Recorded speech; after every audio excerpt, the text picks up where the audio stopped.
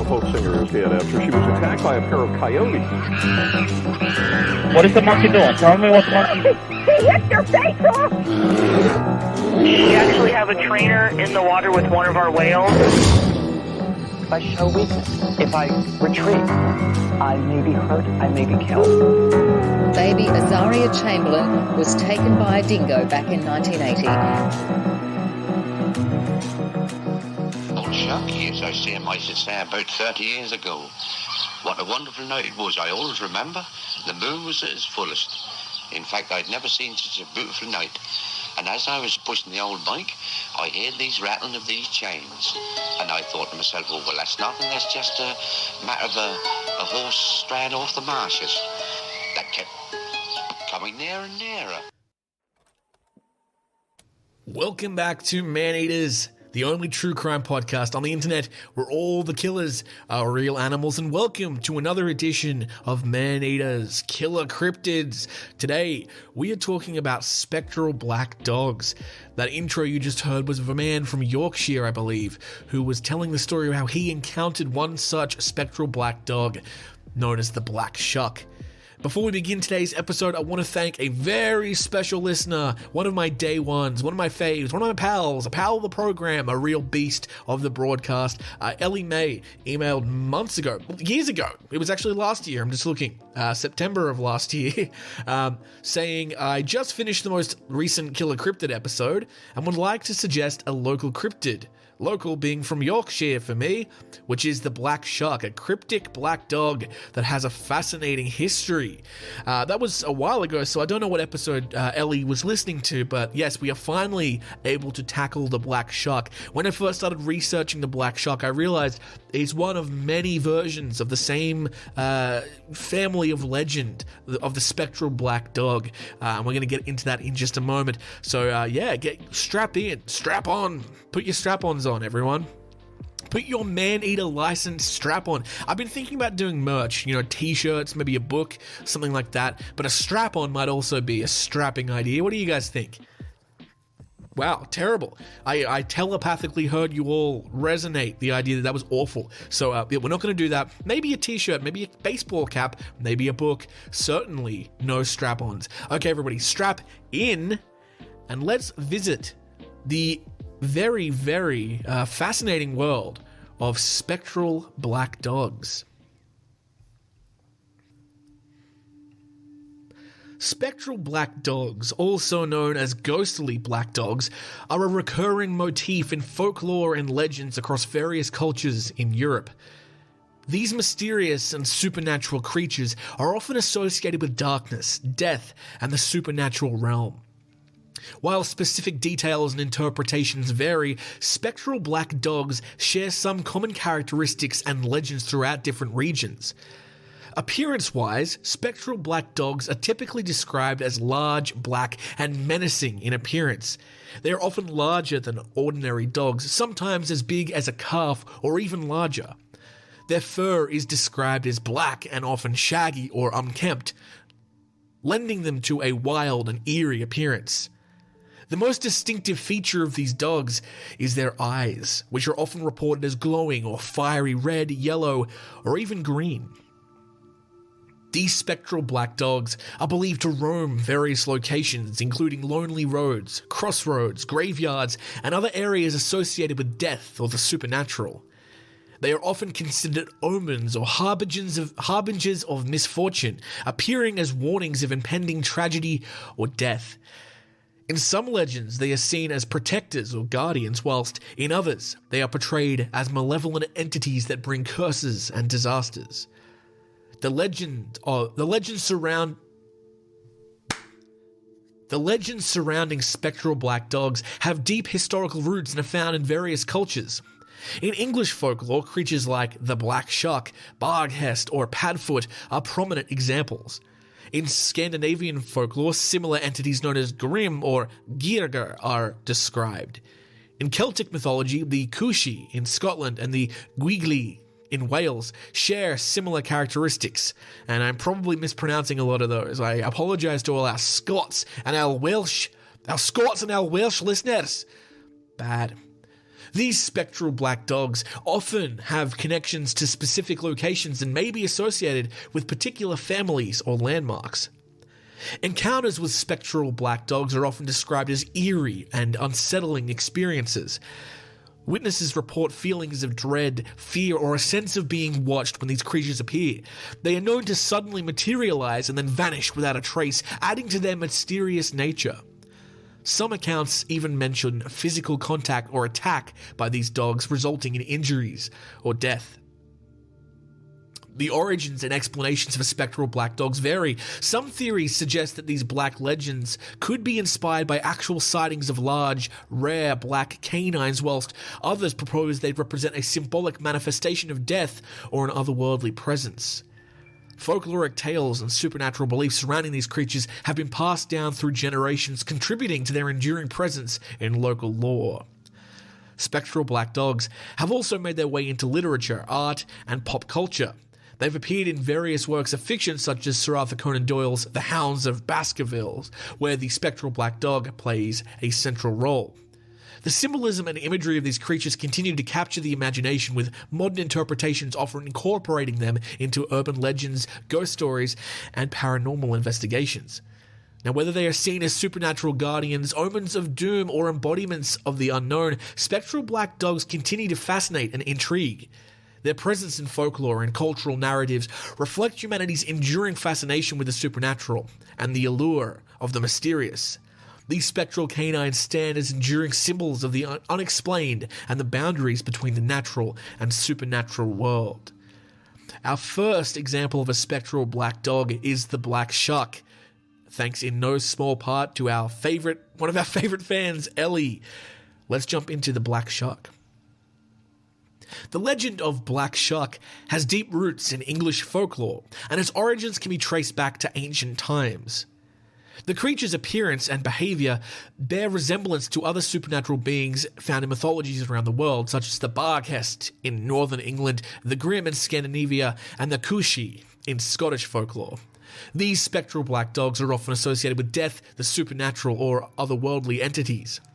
Now, one of the most famous accounts of the Black Shuck occurred on August 4th, 1577 in the coastal town of Blythburgh, Suffolk. According to the legend, during a violent thunderstorm, Black Shuck burst into the local church, causing the roof to collapse and killing a congregation of worshippers. The creature then made its way to the nearby town of Bungay, where it reportedly left scorch marks on the doors of St. Mary's Church. These events became known as the Black Shuck's Terror and left a lasting impression on local communities. Throughout history, sightings and encounters with Black Shuck have been reported by people from various walks of life. Some tales describe the creature as a benevolent guardian spirit, while others portray it as a malevolent entity. In some accounts, Black Shuck is said to appear only to those who are destined to die or experience misfortune, foretelling their impending doom. These encounters often leave witnesses with a sense of fear, awe, and a lasting belief in the supernatural. The imagery and symbolism associated with Black Shuck have influenced literature, art, and pop culture. The creature made appearances in a number of works of fiction, including H.P. Lovecraft's story, The Hound, where a cursed artifact summons a similar spectral dog.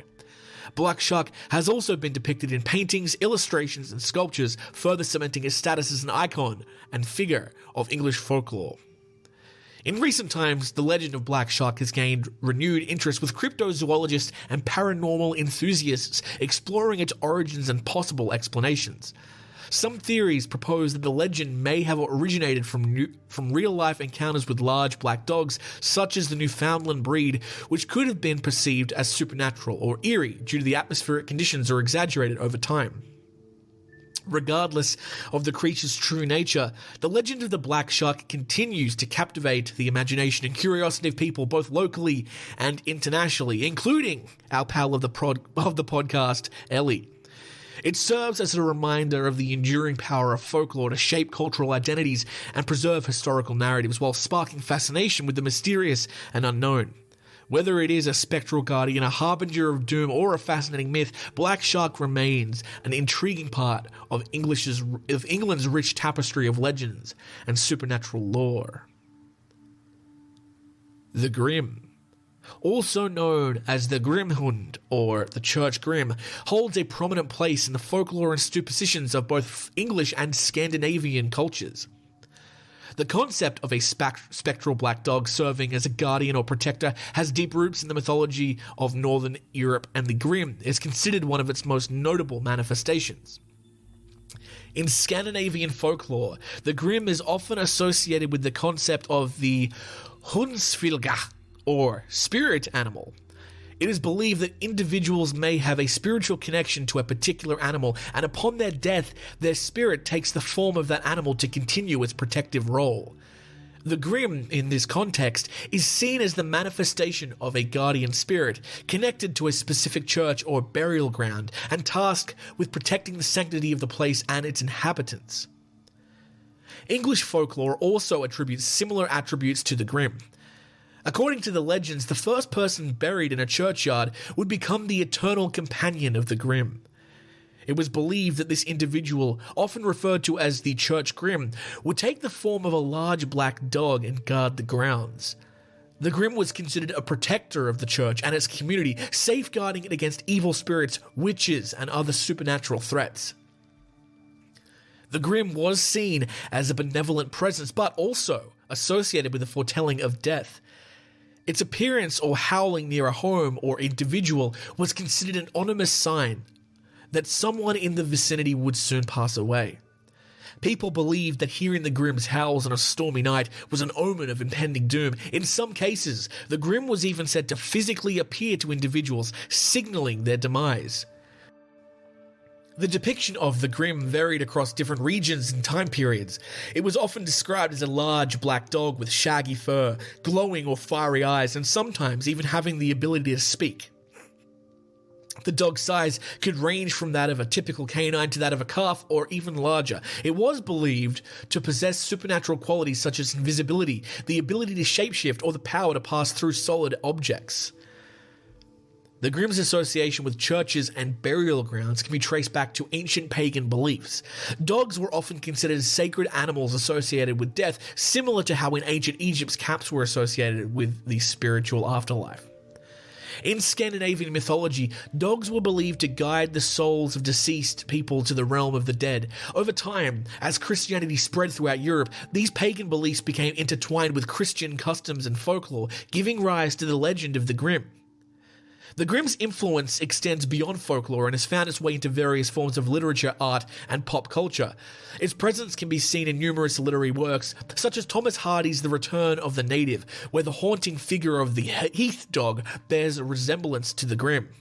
Additionally, the Grim has made appearances in contemporary fantasy and role-playing games, where it is often portrayed as a fearsome guardian or a formidable creature to be faced.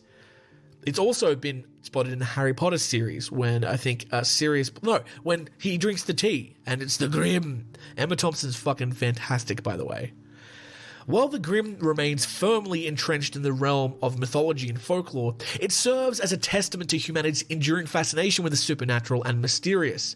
The legends surrounding the Grim reflect our deep-rooted beliefs in spiritual guardianship, the thin line between the living and the dead, and the significance of animals as intermediaries between realms. The Grim's enduring presence in cultural narratives continues to capture and intrigue, reminding us of the powerful role that folklore and superstition play in shaping our understanding of the world. The Cushie, spelled C-U-S-I-T-H, holds a significant place in Scottish folklore and is deeply rooted in the country's mythology and traditions. It is often associated with the fairy realm, which is believed to exist alongside the mortal world but remains hidden to all but a few. The connection between the Cushie and the fairy realm adds an element of enchantment and mysticism to this legend. Legends of the Cushie vary throughout different regions of Scotland, but certain themes and characteristics remain consistent. In some tales, the Cushie is said to have the ability to shapeshift into various forms, such as a black dog, a hare, or a shadowy humanoid figure. The shapeshifting ability allows it to move swiftly and silently, appearing and disappearing at will. The Cushie is often associated with specific times of year, particularly Samhain, or Halloween, or Beltane. During these periods, when the veil between the mortal world and the spirit realm is believed to be thinnest, the Cushie is said to be more active and can be encountered more easily. Some stories suggest it would roam Scottish countrysides, especially on moonlit nights, guarding sacred sites and protecting from trespassers. Now, while the Kushi is often portrayed as a creature to be feared, not all encounters with it are necessarily negative. In some accounts, it is described as a protector of the land and its inhabitants. It is believed that those who show respect for nature and demonstrated a pure heart might receive the creature's benevolent assistance or guidance. The Kushi's eerie howling is a distinct characteristic mentioned in many stories. Its mournful cry is said to be heard during the night, echoing through the hills and valleys, sending shivers down the spines of those who hear it. The howl is often considered an omen of impending death or tragedy, warning those who hear it to stay vigilant and cautious. The legend of the Kushi has inspired artists, writers, and storytellers throughout the centuries. Its presence can be found in various forms of Scottish art, including traditional folk songs, poetry, and visual representations. The creature's portrayal in modern fantasy literature and role-playing games has further popularized its image and expanded its reach to a global audience. As with many mythical creatures, the existence of Kushi is a matter of belief and interpretation. Some view it as purely a creation of folklore and imagination, while others speculate that the legends might have been inspired by encounters with large, unusual animals or natural phenomena. Regardless of its origins, the legends of the Kushi serve as a testament to the rich tapestry of Scottish folklore, carrying echoes of ancient beliefs, customs, and the enduring connection between humans and the natural world. It embodies the enigmatic, untamed spirit of the Scottish Highlands and continues to captivate those fascinated by the mysteries and wonders of the supernatural. The Barghest is deeply ingrained in the folklore of northern England, where its presence has been felt for centuries.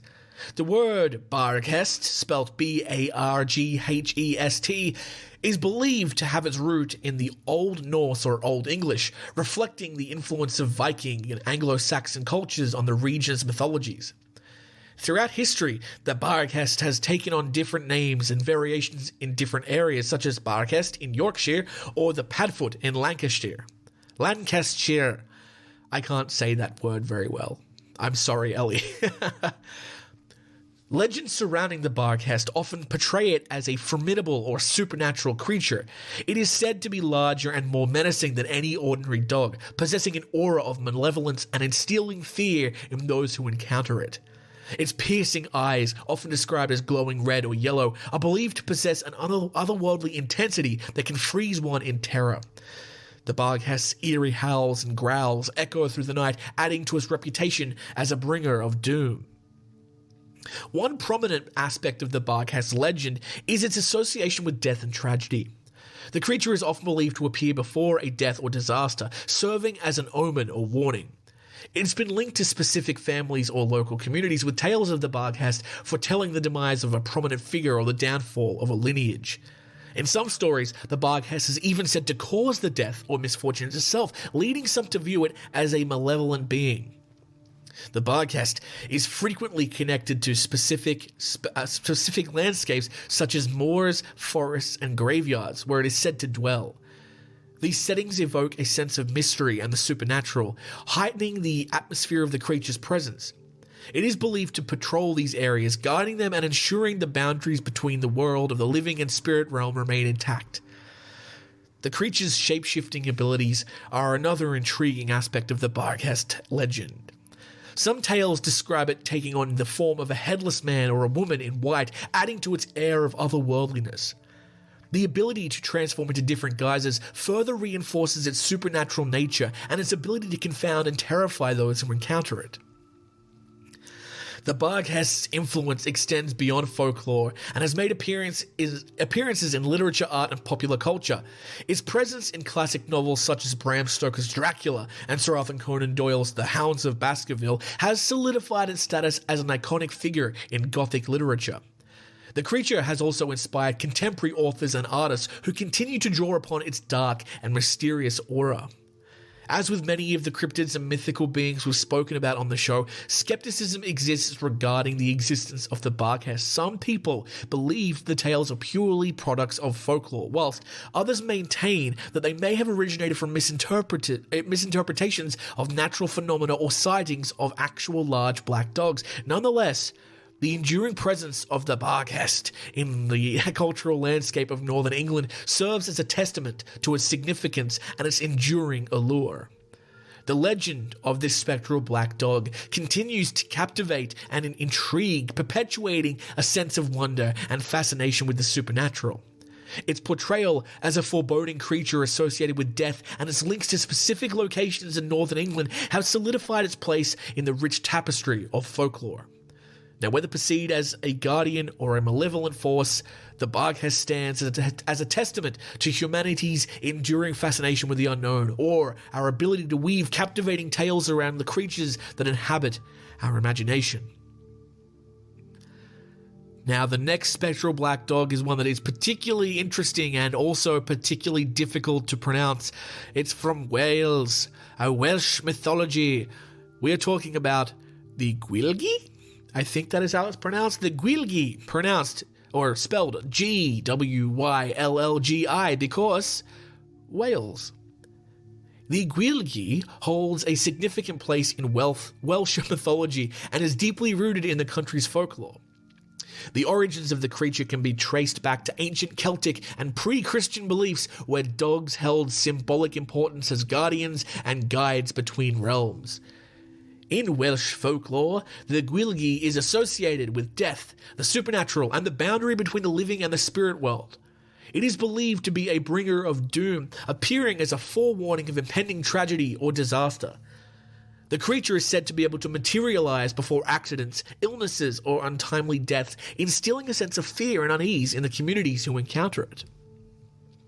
The Gwylgi is commonly described as a large black dog with shaggy fur and piercing, glowing eyes that emit an otherworldly light. Its appearance is often accompanied by eerie sounds such as howls, growls, and unearthly barks. The creature is said to have sharp fangs and claws, representing its ferocious nature and the potential harm it can inflict. Legends of the Gwylgi often emphasize its association with specific locations. It is believed to wander desolate moors, misty hillsides, and lonely crossroads, areas often considered liminal spaces where the boundaries between worlds can blur. Graveyards are another common haunt of the Gwylgi, heightening the association with death and the supernatural.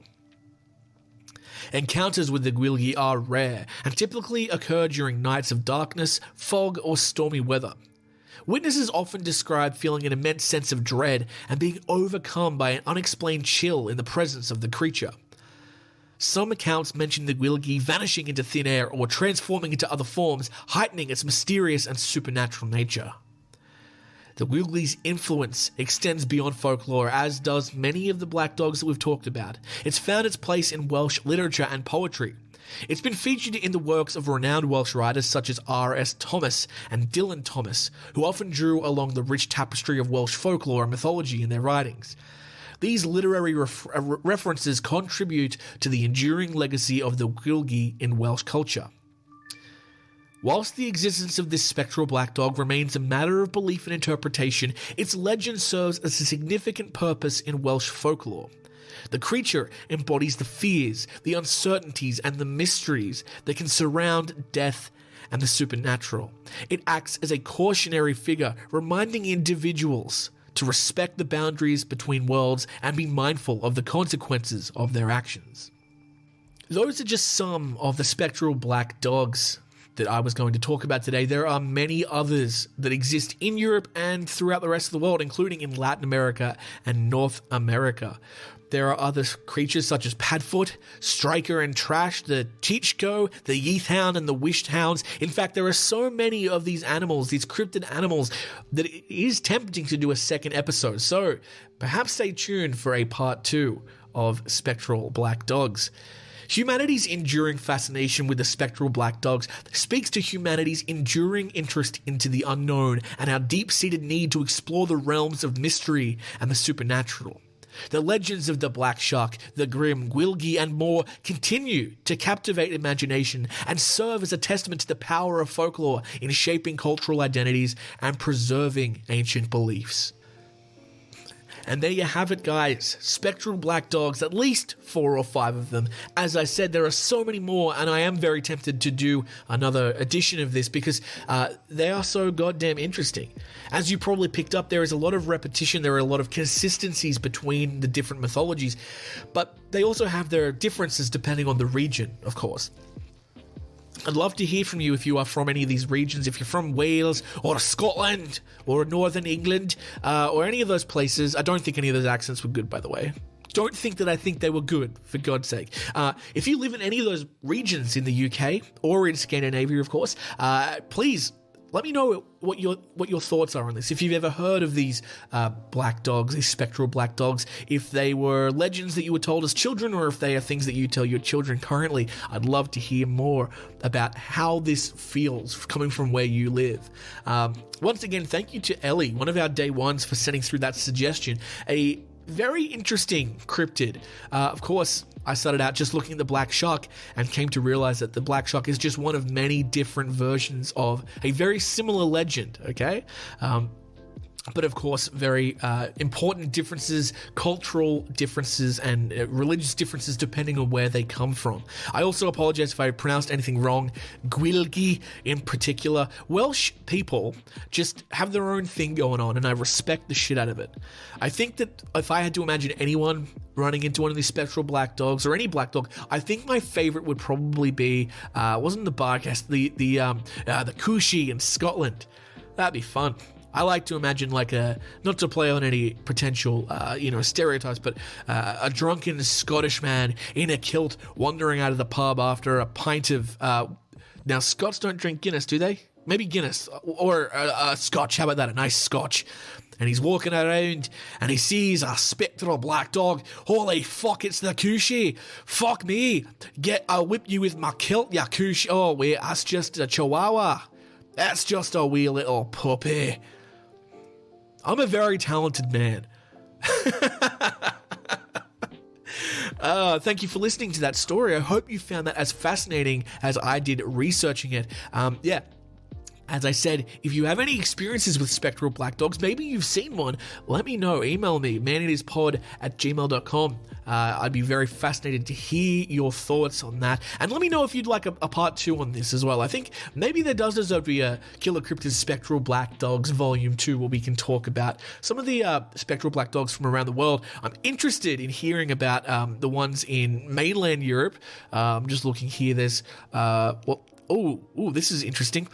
Oud Rode Ogen, or the Beast of Flanders from Belgium. That's interesting. Or we've got one here from Latin America. There's a few. Perro Negro. That just means black dog. I thought I got in trouble there for a second. The Nalhue, or from Mexico. The Hue Chivo, Hue Peck from Mexico. What else have we got here? In North America, can't see any names.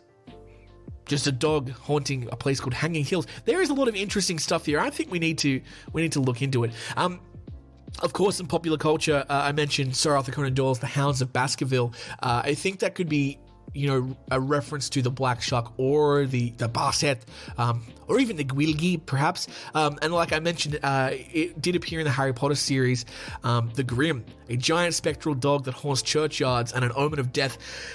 According to Harry Potter's divination professor, Professor Trelawney. Another reference to the legend can be found in the same book, Harry Potter and the Prisoner of Azkaban, Padfoot being the name of Sirius Black, and Animagus who can turn into a large black dog and mistaken as the Grim by Harry. Interesting. Oh, this is interesting too. English rock band Led Zeppelin's song Black Dog is loosely inspired by the trope of black dogs. Incidentally, as well as a reference to a nameless black Labrador retriever that wanders around Headley Grange studios during recording. There you go. Interesting stuff, folks. Interesting indeed. We are going to take a wee little break. Pat your little black puppies. And we'll come back. We might have some ads. most likely we won't have some ads. But if we do have some ads, boy, howdy, you better listen to buy whatever they tell you to buy, because there's money in my goddamn pocket. Okay, all right, have a break, go and do a wee.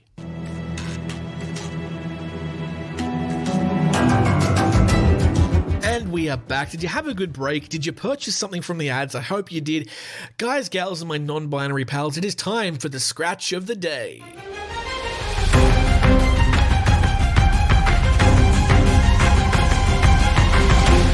Scratch of the day, of course, the segment where we look at news articles from around the world regarding to animal attacks, human-animal conflict, and anything to do with people getting bitten by nasties. Today, we're looking at a story that was actually suggested to me from one of my workmates, my colleagues. They were telling me how orcas have taken to attacking and ramming boats. It's apparently never been seen before, and so I wanted to talk to you a little bit about that. So, this great website name, Giant Freaking Robot. This is an article written by TJ Small. I want to give credit where credit's due. Animals are learning from each other how to attack humans. According to a new report, orca whales are sinking boats off the coast of Europe in what seems like an organized campaign. They call them killer whales for a reason. According to a recent write-up in Live Science, orca whales have been sinking boats off the coast of Europe, apparently following the lead of a traumatized whale who likely initiated the first attack after being harmed by sailors. These animal attacks have seafarers on high alert and appear to be following a distinct pattern which pods of whales emerge from the stern of a sailing vessel and strike the rudder like raptors cornering their prey in the Jurassic Park film. Jurassic Park could be a man-eater movie. Sorry, I'm thinking out loud. Since the first of these animal attacks was documented in 2020, killer whales have only become more brazen in their assaults, causing 3 boats to sink in the span of as many years. Of course, as biologists at the University of Aveiro in Portugal, such as Alfredo Lopes Fernandes, have stated, these attacks represent an incredibly small sample of human interactions with the wild creatures. Most orcas are gentle giants in regard to their relationships with humans, and as Fernandez points out, there have been over 500 peaceful interactions with the whales during this time that the boats have been attacked. Of course, it is disconcerting to the researchers that the animal attacks appear to be a learned behavior that is spread throughout the whale's culture. Orca whales are incredibly social creatures, and some behaviors, such as attacking boats, can be taught to friends and colleagues among their pod, and passed down to children as an important rite of passage. This could mean that pods of young orcas don't even hold any malice towards the boat or the people they are attacking, but simply see the activity as a bonding exercise after having witnessed adult whales do it in their youth. Marine researchers have still not been able to pinpoint what exactly sparked this wildfire of assaults from killer whales in the community, though the leading theory is that the whale who initiated contact with the first vessel was a victim of unlawful fishing practices seems to grow more valid with each passing day. The spurned whale who began this John Wick-style revenge rampage seems to be a female orca researchers have named White Gladys, with Fernandez stating that the initial animal attack was performed in a response to her suffering a quote-unquote critical moment of agony. Since then, some groups of whales have interpreted the behavior as a call to action, sinking another pair of vessels in the following 2 years. The animal attacks have, of course, been detrimental to sailors and orcas alike, with 4 Iberian orcas being found dead since 2020, likely as a result of this dangerous practice. The whale's pattern of ramming into the rudders of ships obviously damages the vessels, sometimes enough to sink them entirely, but it is also incredibly harmful to the whale's heads, which can sustain major trauma after reaching underwater speeds of 35 miles an hour. For now, things seem a bit bleak in the world of marine research, but in the infamous words of United States President George W. Bush, I know that human beings and fish can coexist peacefully. Did he really say that? Why did he say that? There you go. What an interesting story. What an interesting thing. It's not often in the world of animals and nature that you see something new, right? Behaviors are obviously learned over years and years and years, millions of years of evolution. It's rare to see a new behavior learned. But that's what we're seeing with the orca. We've spoken at length about orca. They are fascinating creatures. They're one of my favorite animals. There's so much interesting shit about orcas. One of my favorite facts, and I hope I am remembering this correctly because it's a while since I've researched orcas. Orcas have different languages. if you put an orca from New Zealand, or the waters from around New Zealand, next to an orca from, say, like the waters of Iceland, you put them together, they will be unable to communicate effectively as they would if they were with someone from their own pod or in their own region. Just another interesting thing. So, like the article said, very social creatures, and they seem to be taking. I think they're bowing down to a bit of peer pressure here, if I'm not mistaken. This first orca, who obviously went through a bit of trauma with a fishing vessel or whatever. I think someone needs to sit these little baby killer whales down and say, hey, listen, don't just listen to your friends, okay? Don't do it just because they're doing it. If Gladys were to ram a shipping vessel full speed with her head, would you do it? At the moment, the orcas are saying, yeah, I would. Gladys is fucking cool. We love Gladys. But Gladys might be leading these orca into a bit of trouble. And of course, I don't have any I don't love commercial fishing. It's not a great practice that's happening. I don't have any malice towards the people who are on the ships, because oftentimes, they're just doing their jobs. They're poor people. They need to feed their families, and that is what their village does. They fish. But it is, and without maligning those people and without victim blaming, there is a certain kind of feeling of justice when this does happen, especially since no people have actually been hurt. Of course, sinking a vessel, it could be someone's livelihood, so in that way, maybe it's not great, but there is a little bit of, for me at least, a sense of a little bit of cosmic natural justice going on there. Okay, moving on to another story, my friends. I had a beautiful email come through the other day from a listener, which was lovely, from Canada, from Eastern Canada, from Ontario, I believe. Her name was, let me have a look. I'm going to pull up the email actually and read some of it, because it was very interesting and very worthwhile. So yeah, it was Shailene. Shailene, I'm not sure if Shailene is one of our day ones. In fact, she said she's not. She's just started the podcast, and she was listening to the Bears and Bloodshed series. She just finished part 1 as of writing her email. So she said she's from Ontario, Canada, and her dog started listening. And she sent me a picture of her dog, Athena. Very cute. So she also sent through some really interesting information about bears, and as well as a few news articles. So I think I might link that into our little bit of our scratch of the day. So Shailene writes, and I'm hoping that I didn't get anything wrong in the episode, but if I did, apologies. Shailene writes, just so you know, actually she's Canadian, so I've got to do the accent.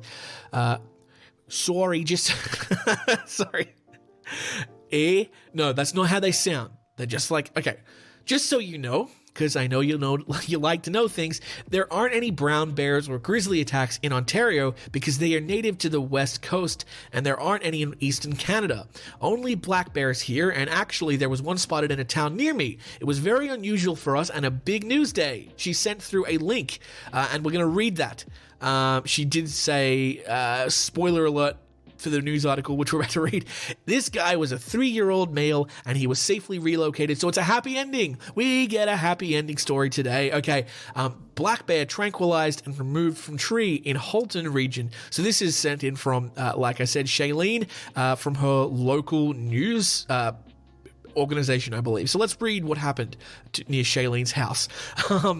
This is written by Abby O'Brien, and this is CTV News from Toronto.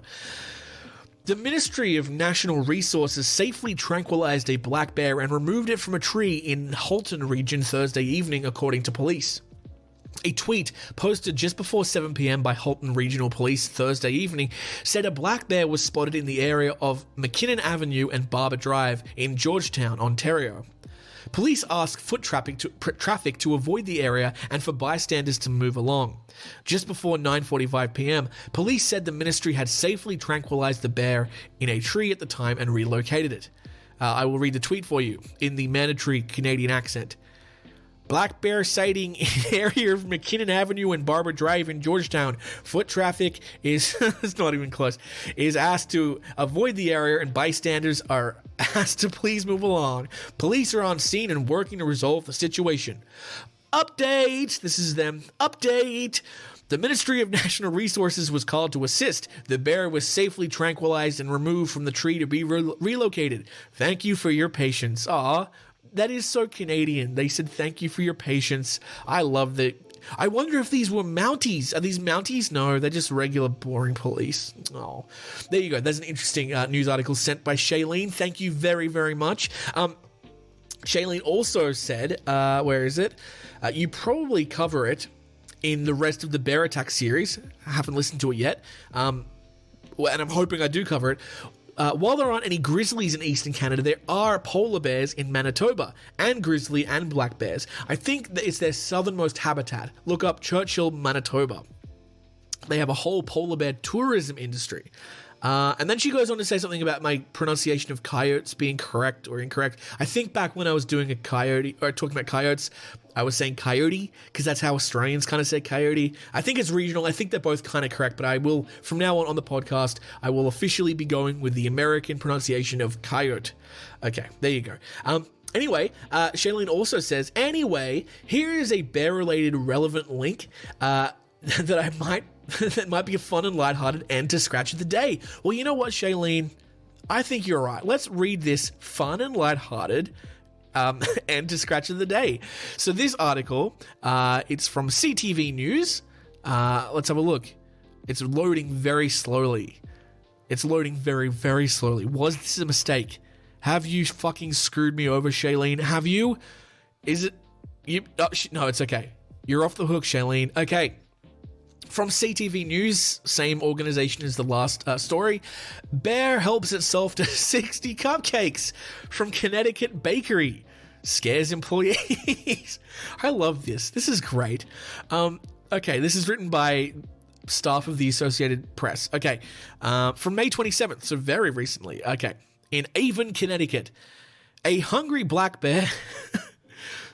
This is great. A hungry black bear barged into the garage of a Connecticut bakery, scaring several employees, and then helped itself to 60 cupcakes before ambling away. Wonderful. Workers at Taste by Spellbound in the town of Avon were loading cakes into a van for delivery on Wednesday when the bear showed up.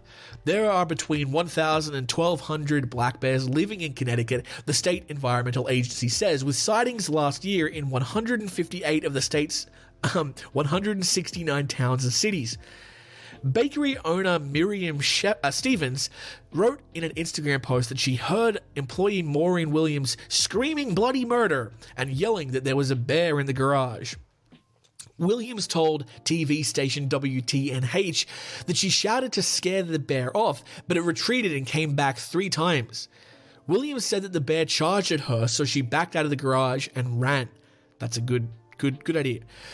Surveillance video obtained by WTNH shows bakery workers walking around the side of the business to try and scare the bear, but then running away after it scares them. The video shows the bear dragging a container of cupcakes from the garage into the parking lot. Stevens said the bear ate 60 cupcakes. Wow. Who are you going to send the invoice to? You can't just throw it in the forest. A baker finally got the bear to leave by honking a car horn, Williams said. The 4-footed thief, that's cute, the 4-footed thief was gone by the time police and officers from the Connecticut Department of Energy and Environmental Protection arrived. No one was injured in the encounter, one in a series of troubling interactions between black bears and humans in Connecticut. A 74-year-old woman suffered bites to her arms and legs last month when she was attacked by a bear while walking her dog in a Hartford suburb, the first such attack this year. There was also 2 attacks last year, including one in October when a 10-year-old boy was mauled in a backyard. The frequency and severity of bear-human interactions is increasing, Deep spokesman Paul Coleman said on Friday.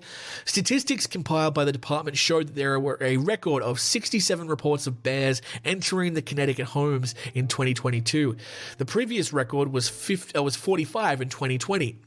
On Friday, a bear cub wandered into a neighborhood. Oh, that's so cute.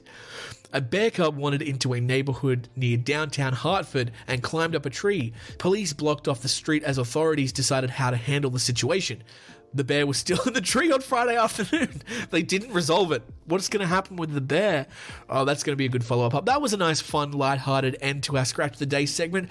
Thank you, Shailene. On a producer level, I think you've noticed that I always seem to fuck myself and end up with a deeply tragic and heartbreaking story to end off this segment. So that's a good one. Thank you very much. Of course, if you want to send in, Scratch of the Day episode or suggestions like that, like Shailene's just done, you can do that. best thing to do would be to email, like Shailene has done, maneaterspod@gmail.com, or of course on the Instagram. I'll talk all about that at the end of the episode. But yeah, thank you for sending that through, Shailene. That was very helpful.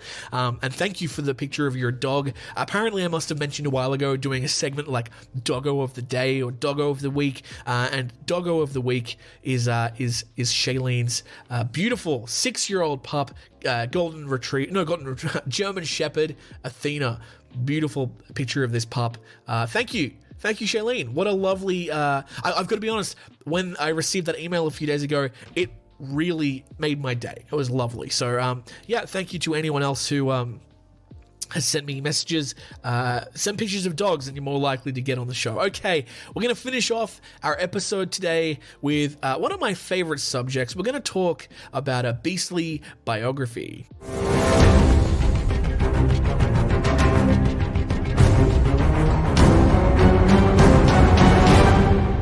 So a beastly biography, it's a chance to talk about an animal that's not an A-list star. It's not a tiger. It's not a croc, okay? It's not a snake. It's an animal that's an apex predator that poses potential danger to humans, but we don't get to talk about very much, and we're just going to talk about the biology behind this animal. I'm so sorry, I just burped. So this animal is one that we have talked about on the show before. We're talking about an apex predator from the frigid wastelands of Antarctica.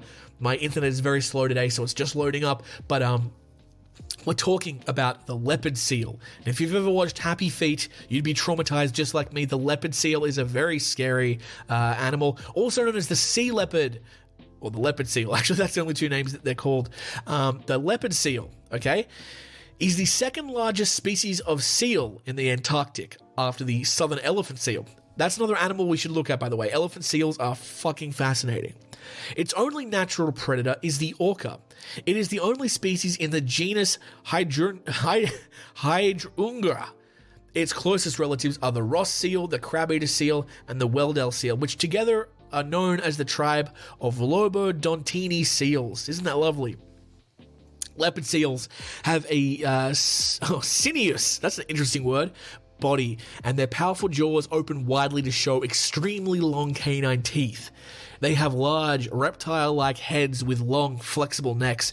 Their overall body shape is long and slender, which makes them very agile in the water. Their coloring is different dorsally to ventrally, as their back is dark grey, their underside is silvery grey, and there are dark and light spots all over the entire body. The coats of juveniles is much softer and thicker and has a dorsal stripe with a light grey underside scattered with dark spots. Although males and females are similar in appearance, which is unusual for a seal, females are slightly larger than males. So what is their distribution? They live in a surprising variety of places. Their main region is the waters of Antarctica, but they also appear in Oceania, South Africa, and Sub-Saharan Africa as well. So they can appear in Australia, Brazil, Chile, New Zealand, South Africa, as well as, of course, Antarctica. The oceans that they patrol are the Atlantic Ocean and the Pacific Ocean. And their WWF biome is rock and ice. Leopard seals can be found in the circumpolar area on the Antarctic pack ice. A small number are found year-round on the nearby subantarctic islands just beyond the pack ice. Some have also been observed around coasts as far north as South Africa, South America, Australia, and New Zealand. But its main habitat is Antarctica on the pack ice or associated icebergs and ice flows. Let's talk about its diet and nutrition. Leopard seals are primarily, they eat smaller seals, fish, squid, krill, penguins, and other birds. They are carnivorous animals, but they will also eat mollusks if they can, apparently. Let's talk about some stats. Let's get up in those stats. The population size is above 35,000 individuals. They can live up to 26 years old. They have a top speed of 40 kilometers per hour in the water. They can weigh between 200 and 600 kilograms, which is quite large. Let me see if that's in pounds as well. It's between 400 and 1,320 pounds. And their length is 2.4 meters to 3.5 meters, so they can get quite large. They are very scary animals. They have killed people before. If you want to listen to an episode, I believe there's an episode I did very early on, something about like I can't remember what it was. The Arctic Circle of Hell, I think the episode was called. Yeah, anyway. Some fun facts for you. The scientific name of the leopard seal, Hydrunga, means water worker, and the leptox is Greek for the thin-clawed animal. When diving, a leopard seal's nose closes automatically and stays shut until it surfaces. The leopard seal gets its name from its spotted coat pattern, which I'm sure you could guess, but they just look like scary things, man. These seals travel widely, some even going as far to the north as the coasts of southern parts of South America and South Africa. They are regularly seen around New Zealand. Leopard seals have unique cheek teeth that are shaped to allow them to strain krill from the water. Their loose jaw can open as far as 160 degrees. These seals swim so fast they can jump out of the sea onto the edge of the ice to get prey, such as penguins. Leopard seals, like sea lions, have large front flippers which they steer and move through the water. Leopard seals are cool. One of my favorite animals, definitely one of my favorite seals, probably my favorite seal, and also one of the the large number of animals I would not like to meet in the water. There you go. Everybody, thank you so much for listening. Thank you for listening to the Beastly biography and the scratch of the day and the main story, of course, talking about Spectral Black Dogs. And thank you for tuning in for another episode of Man Eaters and Killer Cryptids. I do have one quick thing, a new segment we're going to call Uh-oh, Jimmy did a fucky wucky. This is the Jimmy made a fucky wucky. That's the segment of the show where I do some corrections if I've made a mistake on anything. And apparently I made a mistake in the most recent episode talking about the pets of serial killers. I'm going to pull it up now if I can find it. Where are my notifications on YouTube? So we had a comment from Christopher, who is a day one listener, I believe, and listens to the show on YouTube. If you didn't know, by the way, this show automatically gets uploaded to YouTube. I don't think anyone listens to it except for Christopher. But if you want to listen to your podcast on YouTube rather than wherever you have been listening to them, it is an option. You can just look up my YouTube channel, which is James Chapman, or just search Man Eaters. I'm sure it'll come up as well. So I was talking about Blondie in the last episode, which was Hitler's dog, and apparently I misgendered him. Or her, I should say. Christopher says, good show as always. Thank you. Just a quick correction, though. Blondie was a female and had a litter of puppies. And cheers for setting the record straight about it not being Kool-Aid. Oh, that was about, I was talking about Jim Jones and the common expression, don't drink the Kool-Aid. That comes from the whole Jonestown massacre where they drank a bunch of Kool-Aid, except it wasn't Kool-Aid. It was Flavor Aid, my friends. And it wasn't a boy dog, it was a girl dog. There you go. I also saw a TikTok today, like a Muslim sheikh or something. Someone asked a question about a cat. And they gendered the cat. It's like, if the cat's on my prayer mat, should I move her? And he corrected the gendering by saying it. And I had a question for anyone who might be from a different culture than myself. Is it normal in other cultures to not gender animals? If there's any Muslim people listening, I'd be really interested to know that. Do animals get gendered in different cultures? In Western culture, we would gender them because I would say my cat is a girl because she has a vagina. But, hey, it's 2023. That doesn't mean anything, okay? Let me know. If you're from a different culture, I would love to know what your thoughts are on gendering animals. Like, what a weird place to end the episode. Wow. Great.